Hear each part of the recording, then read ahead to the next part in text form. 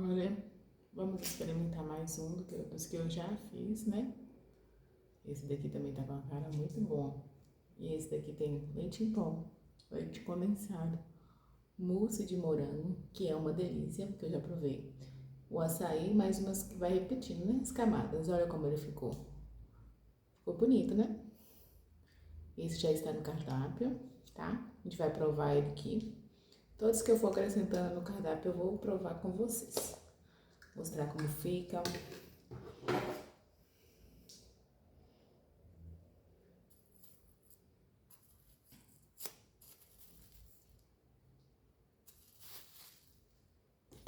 Só tá cheio, né? Olha como fica bonito. Hum.